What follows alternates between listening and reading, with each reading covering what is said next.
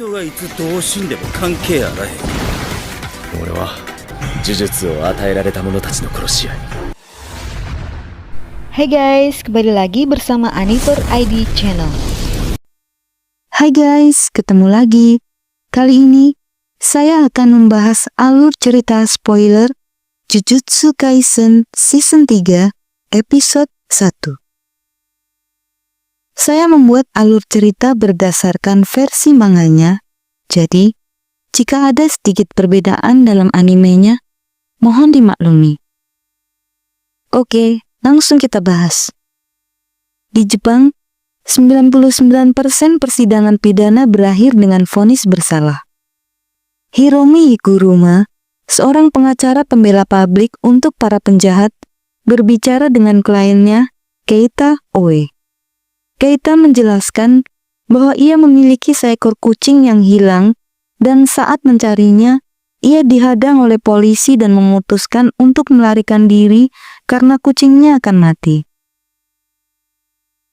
Ada aturan di tempat tinggalnya bahwa ia tidak boleh memelihara kucing, jadi tidak ada yang tahu bahwa ia memilikinya.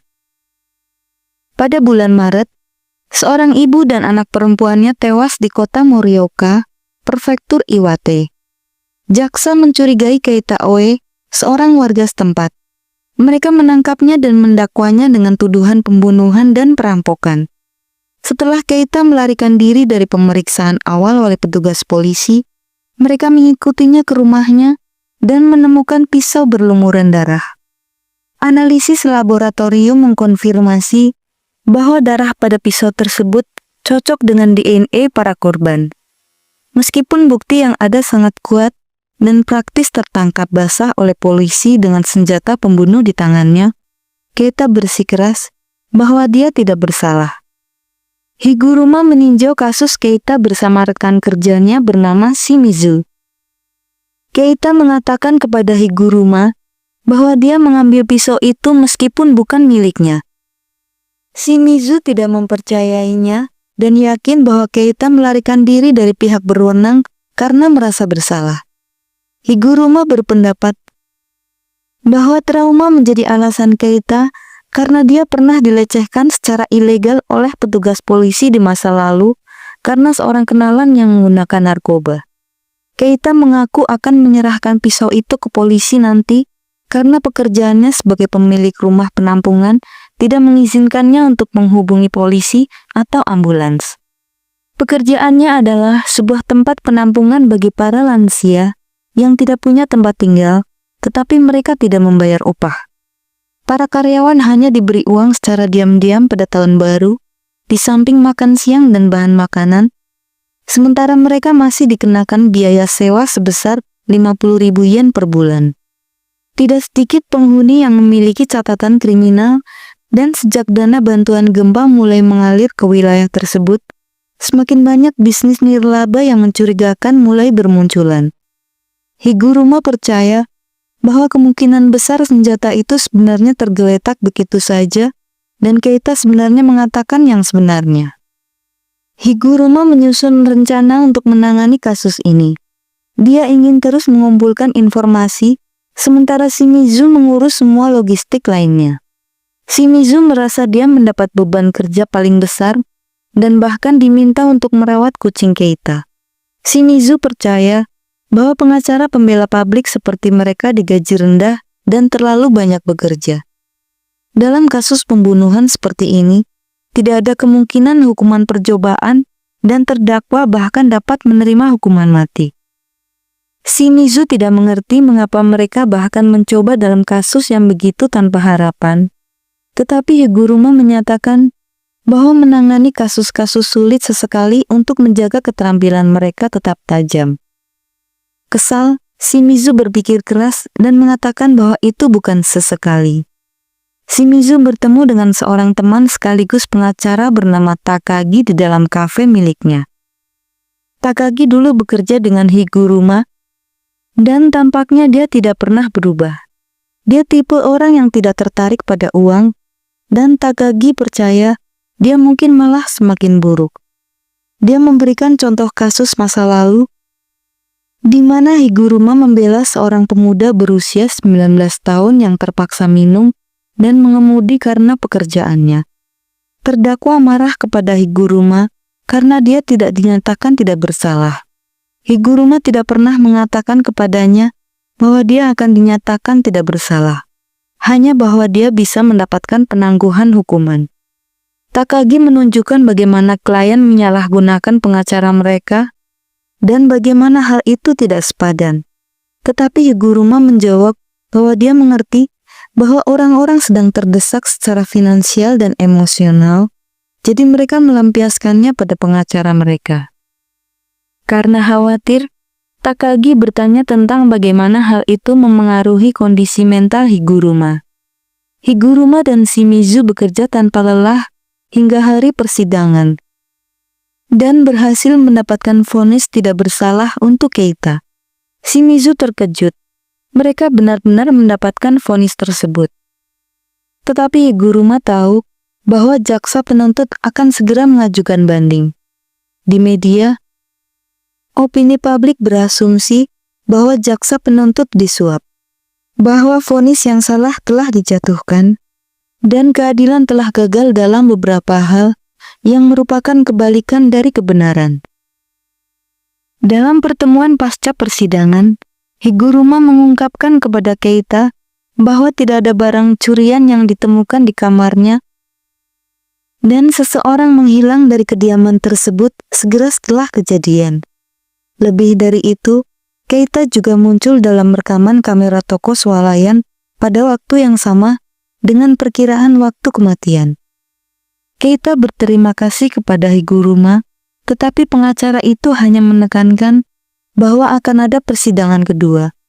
Sambil terisak, Keita menjelaskan bahwa ia hanya ingin berterima kasih kepada Higuruma karena telah mempercayainya. Namun, pada persidangan kedua, Keita sayangnya dinyatakan bersalah dan dijatuhi hukuman penjara seumur hidup. Pengacara pembela independen seperti kantor Higuruma bergantung pada pendanaan terbatas dari staf yang sedikit. Jaksa penuntut umum memiliki akses ke uang pajak dan tenaga kerja yang jauh lebih besar.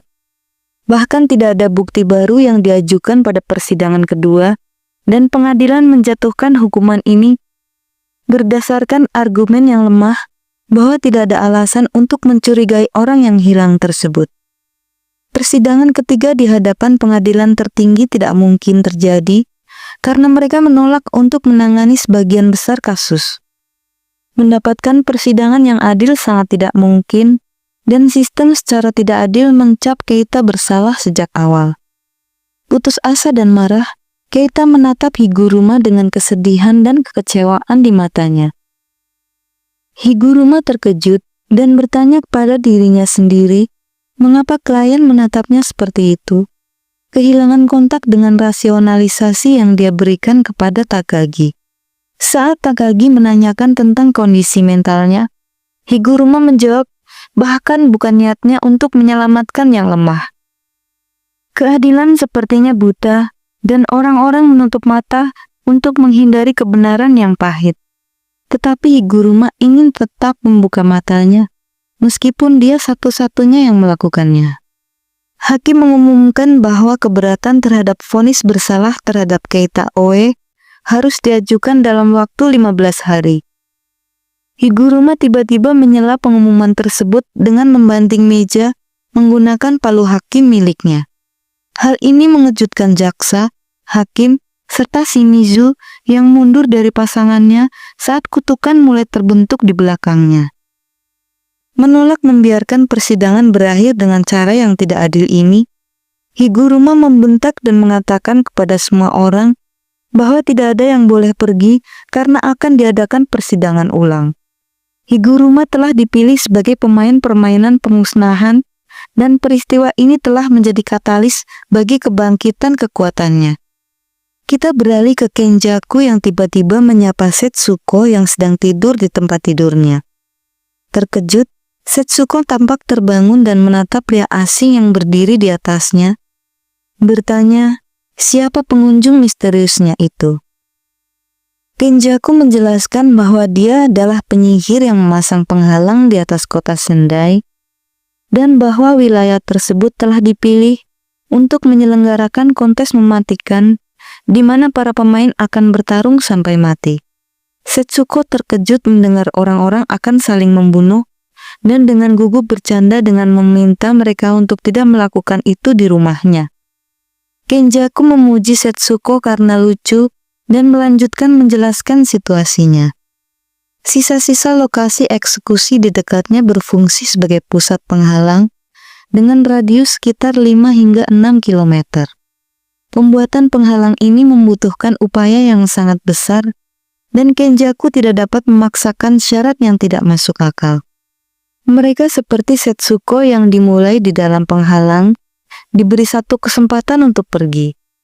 Jika dia memilih demikian, Setsuko akan terbangun di luar penghalang. Dengan bingung, Setsuko bertanya apa maksudnya dengan terbangun dan mempertanyakan apakah dia masih bermimpi. Kenjaku menjawab bahwa ruang antara mimpi dan kenyataan adalah kutukan. Kenjaku menggenggam tangan Setsuko dan memperingatkannya untuk berhati-hati karena para pemain yang terburu-buru sudah berada di luar.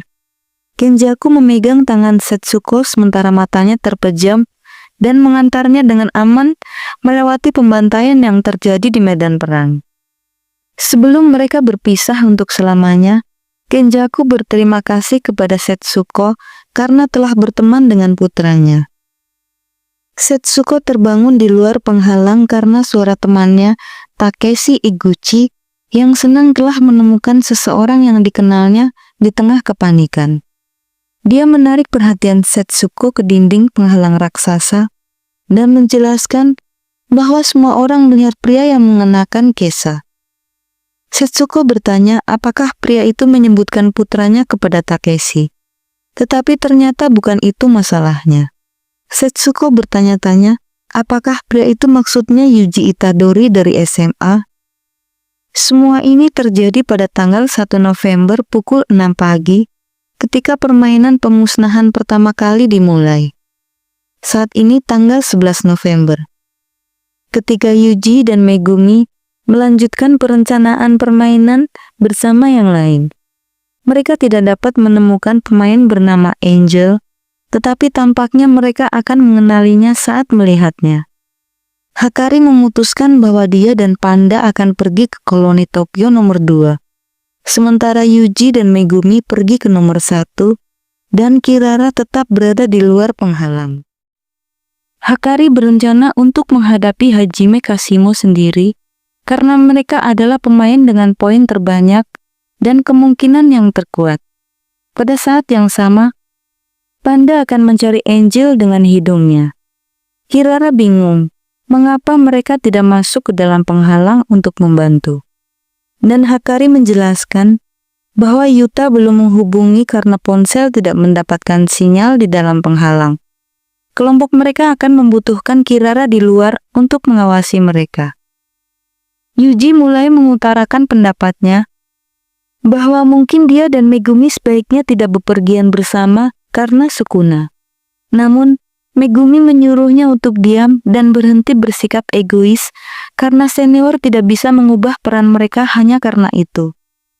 Yuji merasa tersinggung karena dia hanya khawatir, tetapi Megumi menganggapnya menjengkelkan dan membuang-buang waktu. Mereka berdua menjadi kesal dan saling berhadapan, tetapi Panda menyuruh mereka untuk berhenti bertengkar.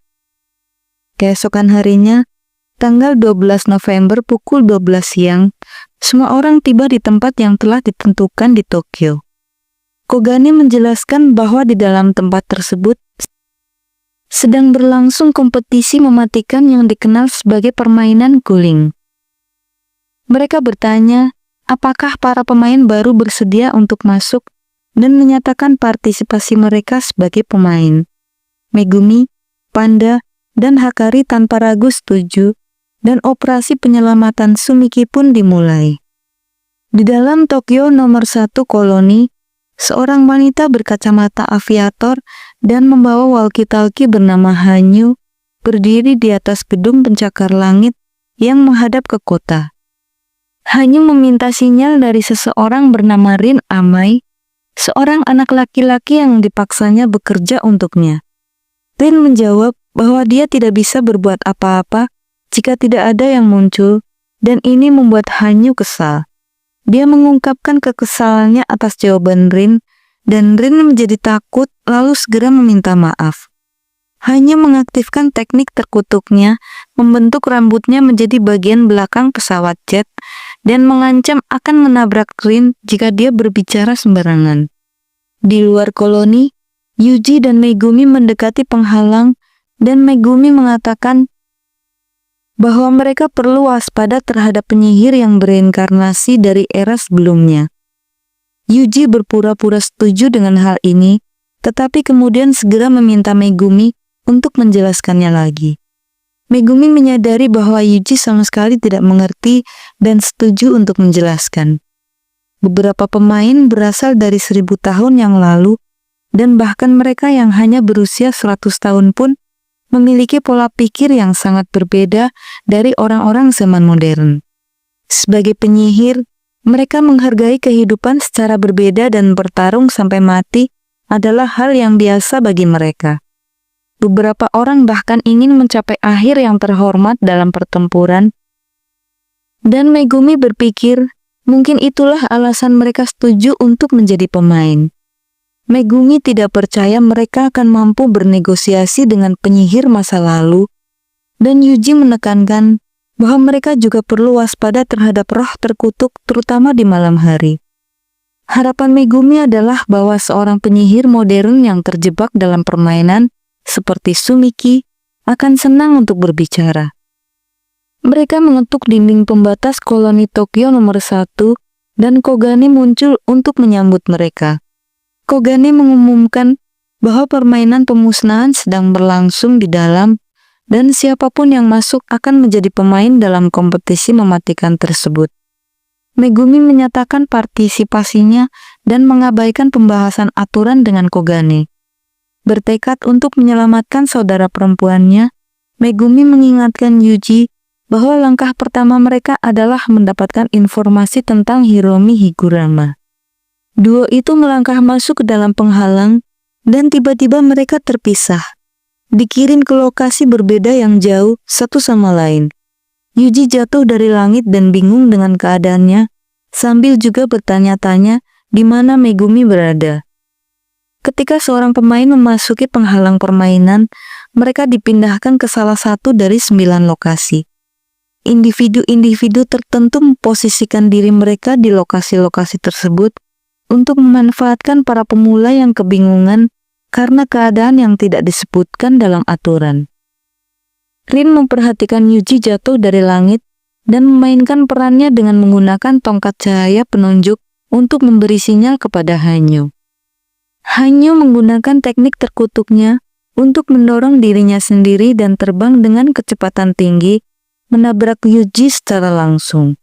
Dia menerobos 2 bangunan, serangan yang akan menghancurkan sebagian besar pemain. Namun, Yuji tidak terluka dan pulih dari benturan dengan cepat, membuat Hanyu terkejut.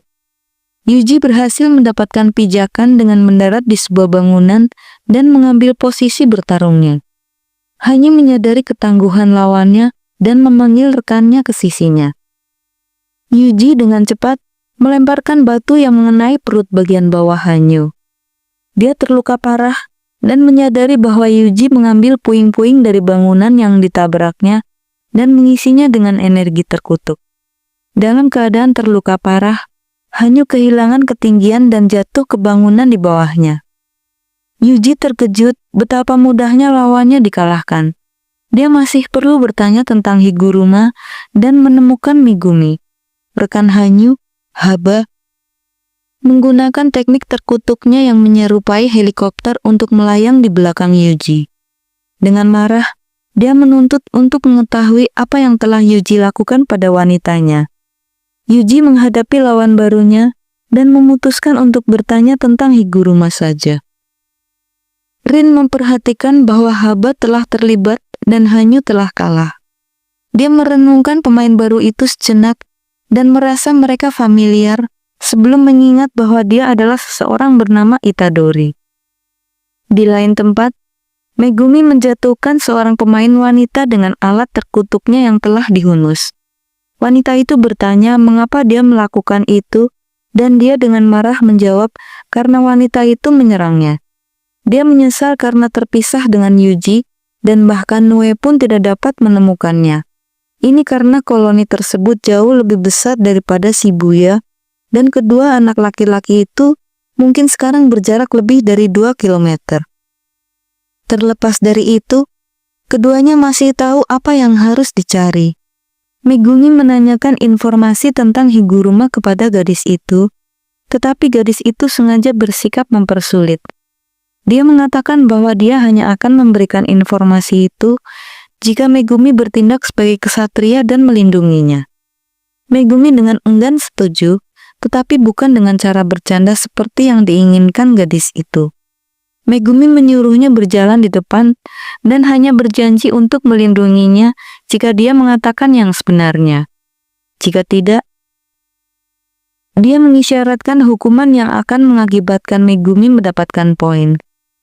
Tidak seperti Yuji, Megumi tidak ragu untuk mengumpulkan 100 poin sendiri jika perlu. Tanpa gentar, gadis itu menjawab dengan seringnya licik dan menyuruh Megumi memanggilnya Remi. Yuji memulai pertarungannya dengan Haba, rekan Hanyu, dengan melemparkan batu yang dialiri energi terkutuk ke arahnya. Haba menghancurkannya dengan baling-balingnya yang berputar cepat, dan Yuji menggunakan celah tersebut untuk memperpendek jarak. Dia berlari melintasi atap gedung dan melompat tinggi ke udara, memungkinkannya untuk meraih kaki Haba.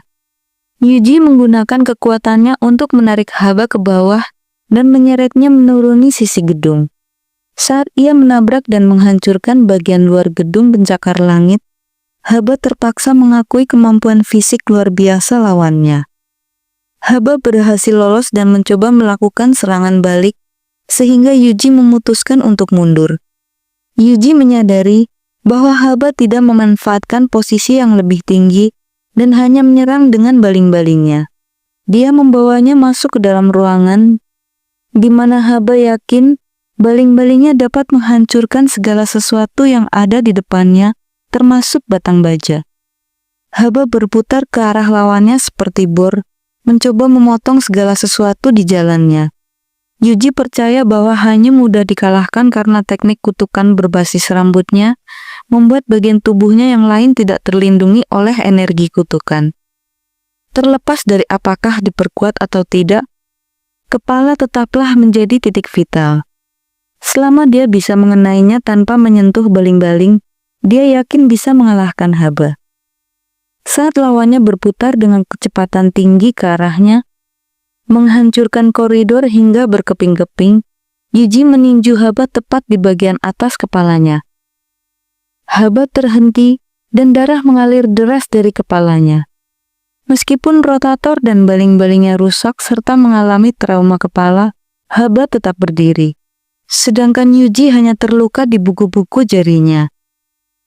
Haba dengan percaya diri mengira bahwa ia telah mematahkan tangan Yuji dan menyebutnya pecundang. Yuji segera menghabisi Haba dengan tendangan dan mengabaikan lukanya, mengatakan bahwa tangannya tidak patah. Haba pingsan, tetapi Yuji menyadari dia masih perlu bertanya tentang Higuruma. Dia tidak yakin bagaimana cara terbaik untuk menginterogasi seseorang dalam situasi perkelahian. Tiba-tiba Rin muncul di belakang Yuji dan menarik perhatiannya. Dia mengatakan bahwa dia tahu tentang Higuruma dan bertanya apakah Yuji masih mengingatnya. Yuji tidak ingat, meskipun biasanya dia cukup pandai mengingat wajah. Rin menyadari Yuji curiga dan mengungkapkan bahwa dia sebenarnya hanya mengenalnya sebagai harimau SMP Barat. Yuji malu dengan julukan itu dan menyadari bahwa Rin berasal dari kota kelahirannya, Sendai. Rin dan Remi sama-sama mengungkapkan lokasi Higuruma secara bersamaan, masing-masing kepada Yuji dan Megumi. Namun mereka menyebutkan dua lokasi yang berbeda. Rin mengatakan bahwa Higuruma berada di Ikebukuro, sementara Remi mengatakan dia berada di Shinjuku. Yuji dan Megumi sama-sama berharap sedang menuju ke tujuan mereka. Salah satu dari mereka disesatkan dan dibawa ke seorang pria misterius yang menimbun kertas kwitansi. Dia menjadi tidak sabar dan bertanya-tanya kapan anak buahnya akan membawa target berikutnya. Oke guys, cukup sekian spoiler episode 1 Jujutsu Kaisen Season 3. Jangan lupa like, komen, dan subscribe, serta tekan tanda loncengnya agar kamu tidak ketinggalan info seputar anime seru lainnya. Terima kasih dan sampai jumpa.